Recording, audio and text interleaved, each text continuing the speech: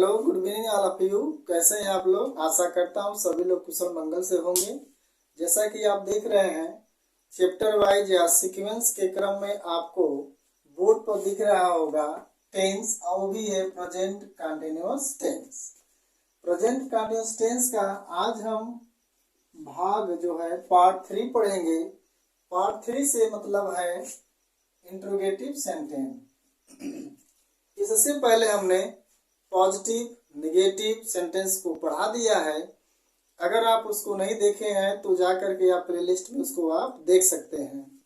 और यह आपका इंट्रोगेटिव सेंटेंस है, और इसमें बताए हैं हम उसमें वीडियो में कि प्रेजेंट कंटिन्यूअस टेंस उस टेंस को कहते हैं जिसके वाक्य के अंत में जो है रहा है, रही है, रहे हैं, रहे हो आदि शब्द आता है, तो वो आपका प्रेजेंट कंटिन्यूअस टेंस कहलाता है। उसकी 3 सहायक क्रियाएं होती हैं, इज, एम, आर।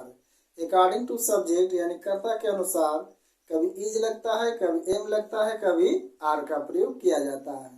तो जब सिंगुलर नंबर होता है तो उसके लिए इज लगाते हैं, और जब कर्ता हमारा आई होता है तो उसके लिए एम लगाते हैं। और अगर एक वचन आई न रहेगा, बाकी कुछ भी रहे, जैसे यू, वी, दे, बहुवचन रहे, तो उसके साथ हम आर का प्रयोग करते हैं। इसकी जो है क्लास हम पहले ही पार्ट में बता चुके हैं। तो आज हम देखते हैं इंट्रोगेटिव सेंटेंस क्या है। इंट्रोगेटिव सेंटेंस जब किसी वाक्य की शुरुआत क्या से होती है तो वह वाक्य इंट्रोगेटिव कहलाता है। उस क्या के लिए व्हाट का प्रयोग नहीं किया जाता है, उस क्या के लिए जो उस टेंस की सहायक क्रिया होती है, हेल्पिंग वर्ब, उसको क्या करते हैं कि वाक्य में सबसे पहले रखते हैं।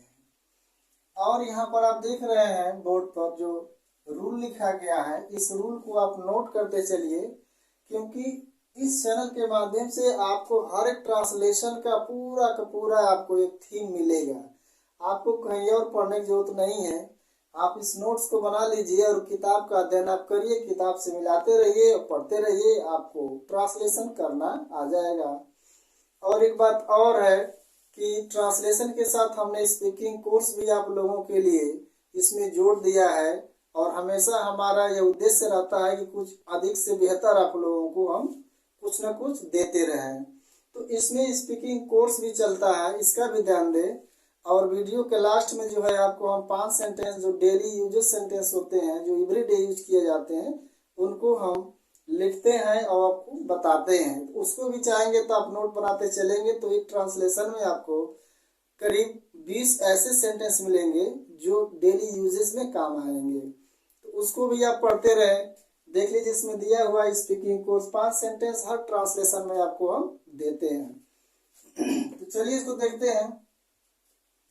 जब किसी वाक्य की शुरुआत क्या से होती है तो सहायक क्रिया कर्ता के अनुसार पहले लगा लेते हैं, और सब्जेक्ट लिखेंगे, इसके बाद अगर नॉट रहेगा तो लगाएंगे, नहीं रहेगा तो नहीं लगाएंगे, इसलिए हम इसको ब्रैकेट में कर दिया है। ध्यान दीजिए, जब हम नेगेटिव सेंटेंस बनाते हैं तो नॉट का प्रयोग सहायक क्रिया मुख्य क्रिया के बीच में किया जाता है, लेकिन जब इंट्रोगेटिव सेंटेंस आता है तो उसे इंट्रोगेटिव नेगेटिव बोलते हैं। तो हमेशा क्या करते हैं कि सब्जेक्ट के बाद ही क्या करते हैं, नॉट को रखते हैं, अगर वाक्य में नॉट दिया है तो। इसके बाद मेन वर्ब, मुख्य क्रिया की फर्स्ट फॉर्म, कभी भी जब आईएनजी जोड़ा जाता है तो मुख्य क्रिया के फर्स्ट फॉर्म में ही जोड़ा जाता है। तो मुख्य क्रिया के फर्स्ट फॉर्म में जोड़ देंगे आईएनजी, इसके बाद लास्ट में लिख देंगे हम कर्म। इसके बाद जो बचेगा अदर वाक्य शेष वाक्य कहलाता हो, लास्ट में लिख दिया जाता है। जैसे पहला सेंटेंस बहुत आसान तरीके से आपको सिखा रहे हैं, देखिए ट्रांसलेशन बनाना बहुत ही आसान है। जैसे हम कहते हैं, क्या मोहन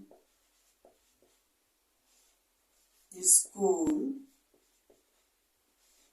जा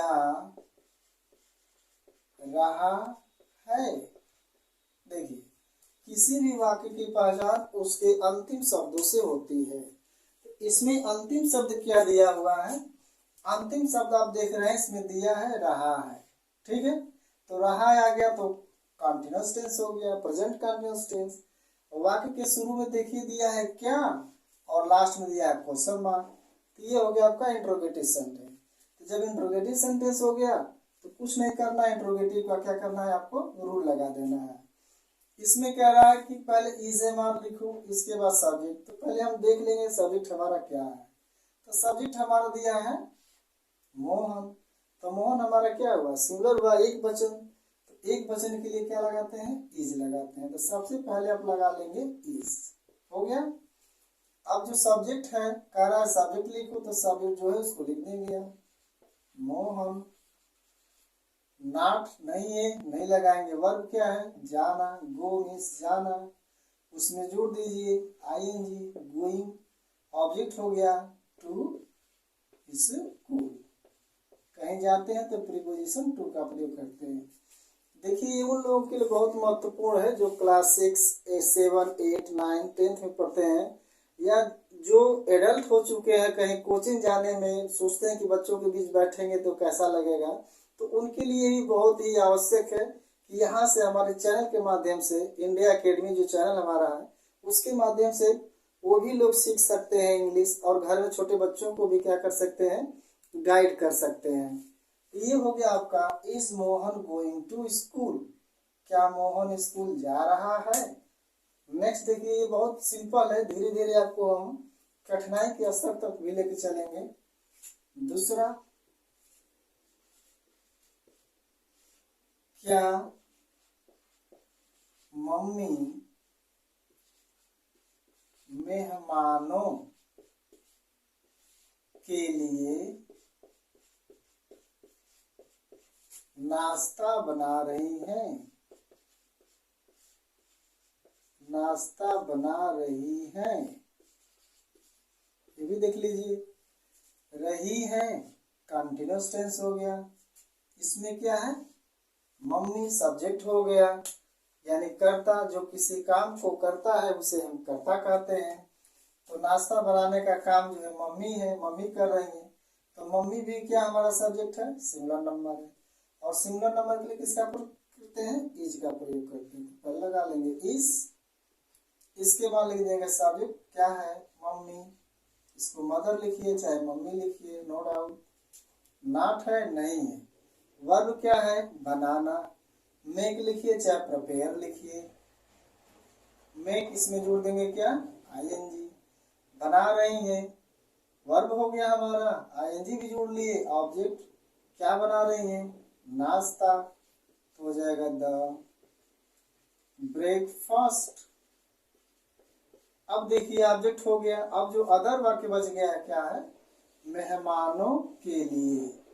तो यहाँ पर हम फार का प्रयोग करेंगे, फार मीन्स होता है के लिए, और मेहमान को हो जाएगा द गेस्ट, GUEST। इसका बन गया is mother making the breakfast for the guest. Next देखते हैं और उदाहरण, आपको छोटे से बड़े से सारे उदाहरण आपको बताएंगे और बहुत अच्छे तरीके से आपको यहाँ पर समझ में आएगा। क्या पिताजी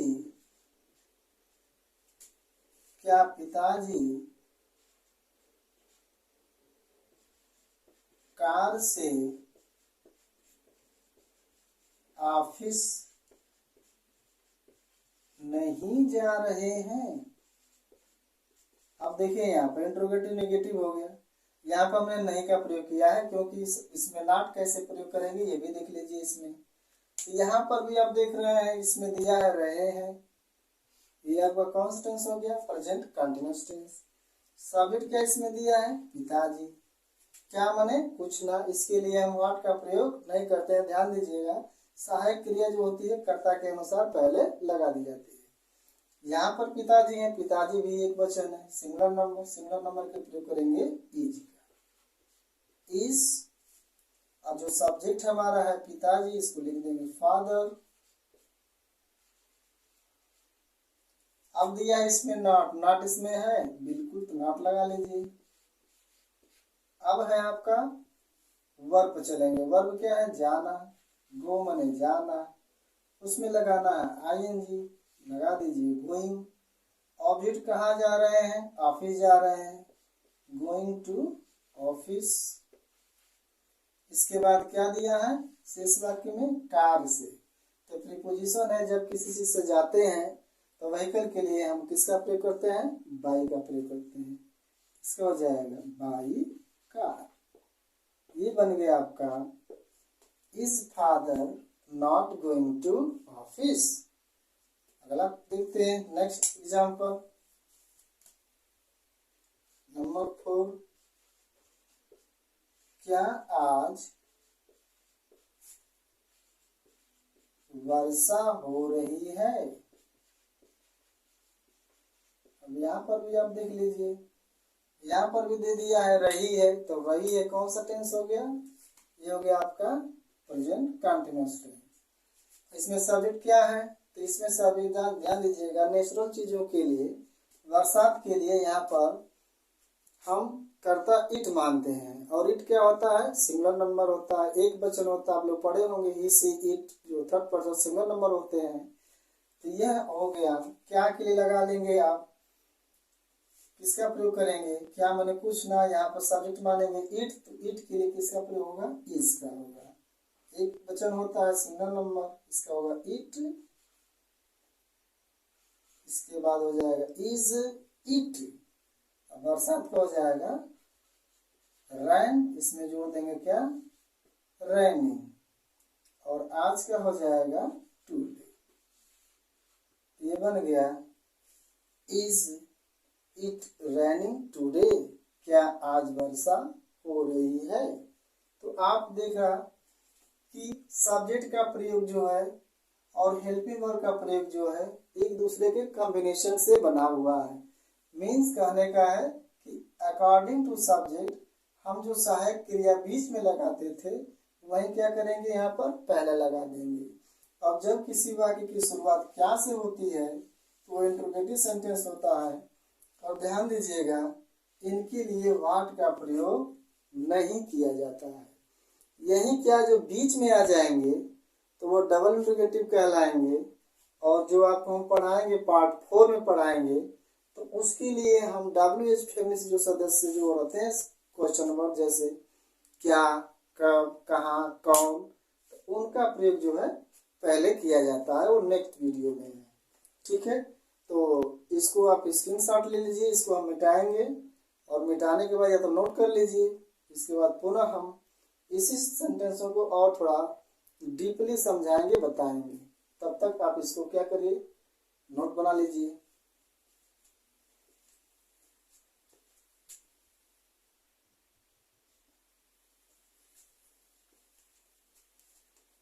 अब इसको हम मिटाते हैं। अब आपको थोड़े से इससे जो है बड़े सेंटेंसों को बताते हैं कि उनका प्रयोग कैसे किया जाता है। ध्यान रहे आपको कि चाहे कितना भी बड़ा सेंटेंस हो, वह इसी रूल पर क्या होगा, बनाया जाएगा। अब जैसे सेंटेंस हम ले लें, क्या वह अपने दोस्तों के साथ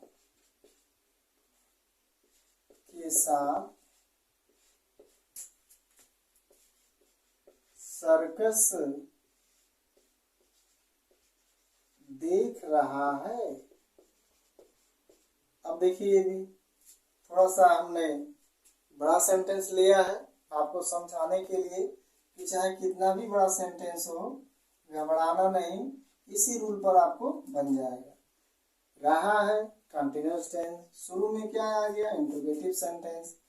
अब इसमें आपको देखना है सब्जेक्ट। सब्जेक्ट क्या दिया है, वह जो है क्या है, वो सिंगुलर नंबर होता है। और सिंगुलर नंबर के लिए किसका प्रयोग करते हैं, इज का। तो यहाँ पर भी आपको मिल जाएगा क्या, सहायक क्रिया इज का प्रयोग हो जाएगा। इसके बाद वह ही लगा लेंगे। नॉट है, नहीं है। वर्ब क्या है, देखना, तो लुक मन हो जाएगा देखना। इसमें जोड़ देंगे ING, तो हो गया लुकिंग। अब ऑब्जेक्ट क्या है इसमें, सर्कस, लुकिंग सर्कस। अब ऑब्जेक्ट हो गया। अब जो बच गया है उसको देख लीजिए, बचा है अपने दोस्तों के साथ। तो ध्यान दीजिए, संगति की अवस्था में प्रीपोजिशन किसका प्रयोग करेंगे, विथ का प्रयोग करेंगे। मम्मी के साथ, राम के साथ, मोहन के साथ, मेरे साथ, तुम्हारे साथ, जहां पर ऐसे वर्ड आए तुरंत विथ का प्रयोग करिए। विथ हो गया अपने दोस्तों के, तो जब सब्जेक्ट हमारा ही होगा तो अपना के लिए हम बताए हैं पॉजेसिव केस किसका प्रयोग करेंगे, हिज का प्रयोग करेंगे। हिज हो गया, इसके बाद दोस्त हो गए तो इसका हो जाएगा फ्रेंड।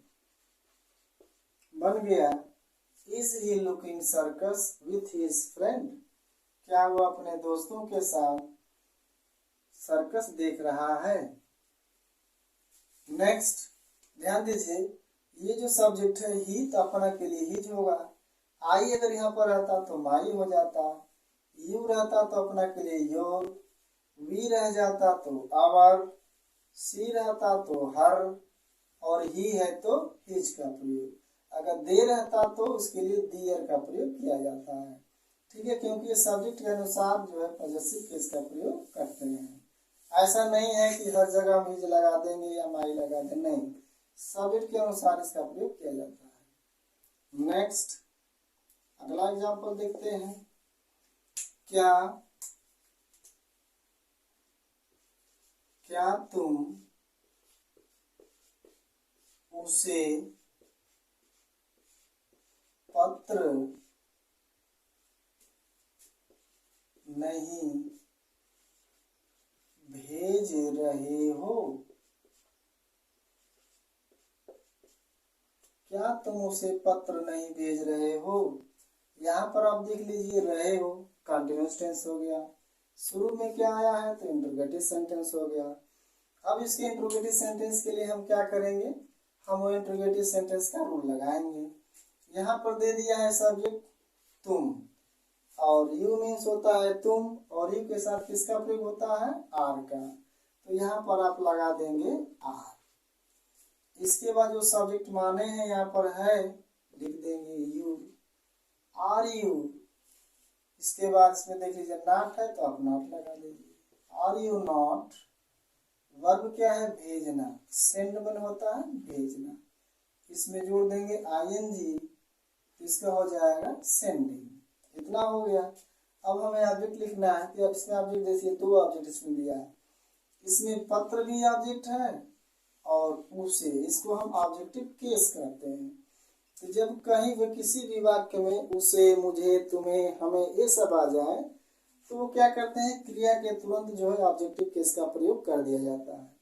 अगर इसका प्रयोग यहाँ नहीं करते हैं तो बाद में करेंगे तो उसको हम क्या करते हैं, टू से जोड़ते हैं। यहाँ पर देखिए हिम, और ये हो जाएगा ए लेटर, ये हो गया। अगर हम इसको बाद में लिखें तो यहाँ पर सेंडने के बाद हो जाएगा ए लेटर, इसके बाद to him, both are equal, दोनों बराबर हैं, चाहे आप ए लिखें या चाहे आप इसका प्रयोग करें। यह जो है टू का प्रयोग करेंगे जब ऑब्जेक्ट दूसरा लिखने के बाद, जब ऑब्जेक्ट इसको हिम, मुझे या उसे जो केस का प्रयोग करेंगे तो उसके लिए टू का प्रयोग किया जाता है। तो आप इसको बनाए चाहे आप इसको बनाए, दोनों आपका सेंटेंस सही है। और देख लीजिए एग्जाम्पल, क्या मैं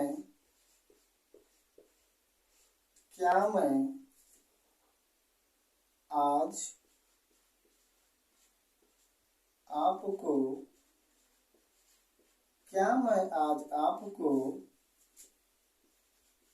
अंग्रेजी नहीं पढ़ा रहा हूँ। अब यहाँ पर देख लीजिए, यहाँ पर भी आ गया रहा हूँ, कंटिन्यूअस टेंस हो गया, शुरू में क्या आ गया है, इंट्रोगेटिव सेंटेंस हो गया है। अब यहाँ पर सब्जेक्ट क्या दिया है, मैं, तो आई का साथ क्या होता है, एम का प्रयोग होता है, यानी आई माने मैं, तो आई के साथ किसका प्रयोग होता है, एम का, तो पहले आप लगा देंगे एम। इसके बाद जो सब्जेक्ट आपने माना है या है यहाँ पर आई, नॉट है, बिल्कुल है, तो नॉट लगा लीजिए। इसके बाद वर्ब लिखेंगे, वर्ब क्या है, पढ़ाना, टीच, टीच में जोड़ लेंगे आईएनजी। अब पढ़ा रहा हूँ टीचिंग, अब यहाँ पर फिर यहाँ पर आ गया ऑब्जेक्टिव केस, तो इसको तुरंत लिख लीजिए जैसे आपने यहाँ पर लिखा है हिम, उसी तरह हो गया यू, इसके बाद लिख देंगे इंग्लिश। अब जो बच गया है आज, आज का हो जाएगा आपका टुडे।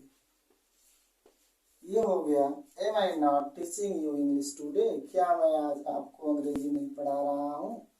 तो आप देख रहे हैं कितना आसानी से ट्रांसलेशन बन रहा है। बस आपको क्या करना है, टेंस की पहचान करना है और टेंस का आपको रूल याद कर लेना है। और रूल एक सीक्वेंस में होगा। जब एक ट्रांसलेशन का रूल अगर लिख लेंगे ना, तो जो बार बार ट्रांसलेशन का रूल आएगा तो उसमें आपको बनाने में दिक्कत नहीं होगी, ऑटोमेटिक वो बनता चला जाता है, क्योंकि सारी चीजें एक पैटर्न पर होते हैं, एक सीक्वेंस में होते हैं। ऐसा नहीं है कि इसका रूल अलग होगा, हाँ इसकी सहायक क्रिया वगैरह सब अलग होगी, लेकिन सीक्वेंस जो रहेगा हर टेंस का एक ही बराबर होता है। ठीक है, तो और एग्जाम्पल अगर देखेंगे तो और एग्जाम्पल देख सकते हैं। नेक्स्ट एग्जाम्पल और बोलते हैं, जैसे क्या लड़के कक्षा में, क्या लड़के कक्षा में शोर मचा रहे हैं, शोर मचा रहे हैं। यहाँ पर देख लीजिए, यहाँ पर भी रहा है कंटीन्यूअस टेंस हो गया, क्या आ गया है तो इंट्रोगेटिव सेंटेंस हो गया। अब इंट्रोगेटिव सेंटेंस के साथ इंट्रोगेटिव सेंटेंस का हम रूल लगाएंगे। इसमें दिया है लड़के, जो क्या है प्लूरल नंबर है, तो हमने बताया बहुवचन के साथ किसका प्रयोग होता है, आर का। तो यहाँ पर हो जाएगा आर। इसके बाद जो सब्जेक्ट है लिख देंगे हम बॉयज।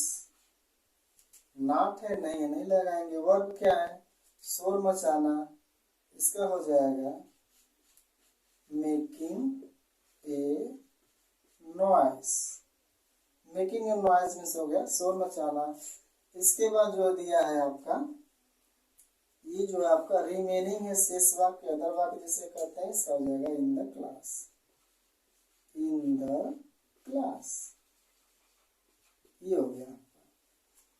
तो ऐसे ट्रांसलेशन बनते हैं, बहुत नियम तरह से बनाए जाएंगे। और आपको हमारे YouTube चैनल इंडिया अकेडमी के माध्यम से आपको ऐसा नहीं है, पूरा एक चैप्टर वाइज आपको यहाँ पर ट्रांसलेशन सिखाया जाएगा। ट्रांसलेशन के साथ आपको हम स्पीकिंग भी, आपको हर ट्रांसलेशन में 5 ऐसे शब्द देंगे जो कहीं ना कहीं प्रतिदिन यूज होते हैं। उसको आप घरों में बोल सकते हैं, छोटे बच्चों के साथ भी बोल सकते हैं। इससे आपका वर्ड पावर अच्छा स्ट्रांग हो जाएगा। तो चलते हैं अब स्पीकिंग कोर्स पर। स्पीकिंग कोर्स में क्या दिया है, स्पीकिंग में दिया है कि पहले उसे अपनी बात कह लेने दो। कहीं पर भी कोई बात होती है तो वहाँ पर अगर 2 शब्द अगर आप अगर इस स्पीकिंग के बोल देते हैं या इंग्लिश के बोल देते हैं तो आपकी पर्सनालिटी डेवलप हो जाती है वहाँ पर। इससे आपकी पर्सनालिटी क्रिएट होती है। तो ऐसे शब्दों का प्रयोग हमेशा आप करते रहें। पहले उसे अपनी बात कह लेने दो, इसका हो जाएगा लेट हिम से फर्स्ट। इसको आप नोट करते चलिए और ऐसे आप हम सब पढ़ते रहेंगे, नोट्स बनाते रहेंगे तो आपको एक अच्छा वर्ड पावर हो जाएगा, एक अच्छा आपकी स्पीकिंग जो है स्ट्रांग हो जाएगी। अब देखिए दूसरा है आंखों से दूर दिल से दूर। ये प्रोहोप्स का ही सेंटेंस है। तो किसी भी व्यक्ति को अगर दूर करना है तो पहले उसको आंखों से दूर करेंगे तभी वो दिल से दूर होगा। ऐसा नहीं है कि सामने रहे सोचे कि दिल से दूर होके, तो नहीं। तो यही कहा गया आंखों से दूर दिल से दूर। इसका होगा out of site, out of mind.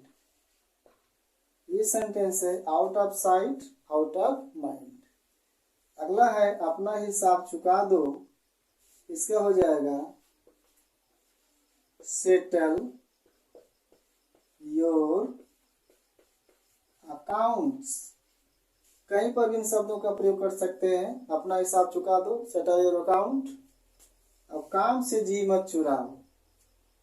कोई भी है जो काम से जी चुराता है उसके लिए आप बोल सकते हैं कि काम से जी मत चुराओ। इसकी अंग्रेजी हो जाएगी do not seek work, don't seek work या डू नॉट सिक वर्क, काम से जी मत चुराओ। अगला है अक्ल की बात करो। ये तो बार बार सेंटेंस प्रयोग कर सकते हैं आप। इसका होगा talk sense. Talk sense means अक्ल की बात करो। तो ये 5 सेंटेंस आपको बहुत मोस्ट इम्पोर्टेंट हम लिखते हैं, और एक अच्छा स्पीकिंग हम सिखाते भी हैं, कराते भी हैं। मुझे नॉलेज है, मैंने स्पीकिंग सीखा हुआ है न्यू दिल्ली, भारत की राजधानी न्यू दिल्ली से। तो ये ऐसे सेंटेंस है जो आपके कहीं पर भी प्रयोग किए जा सकते हैं। घरों में प्रयोग आप कर सकते हैं, अपने दोस्तों के साथ प्रयोग कर सकते हैं। इसको अगर प्रयोग करते हैं तो आपका जो है वर्ड पावर बढ़ेगा। ठीक है दोस्तों, तो आपने देखा टेंस के बारे में, प्रेजेंट इंडेफिनिट टेंस जिसकी पहचान होती है कि रहा, रही, रहे हैं, और इसका इंट्रोगेटिव सेंटेंस है। अगला जो आपका पार्ट आएगा, पार्ट 4 आएगा, जिसको कहेंगे हम डबल इंट्रोगेटिव। एक बात कहना चाहूँगा आप लोगों से, यहाँ तक वीडियो बने रहने के लिए तो बहुत बहुत धन्यवाद। अगर आपको वीडियो हमारी अच्छी लगती है तो आप एक लाइक और सब्सक्राइब जरूर कर लें, बेल आइकन का बटन दबा दें, ताकि जब भी मैं वीडियो अपलोड करूं तो आपको मिलती रहे, और ऐसे ही आपको एक अच्छा बेहतर प्लेटफार्म आपको मिले, जिससे कि आपको अंग्रेजी ग्रामर का अधिक से अधिक नॉलेज हो। और इस चैनल पर हम जो हाई स्कूल के जो बोर्ड के अभ्यर्थी हैं उनके लिए मॉडल सेट भी बना रहे हैं। हमने मॉडल सेट भी उस पर क्या किया, डाला है, अपलोड किया है।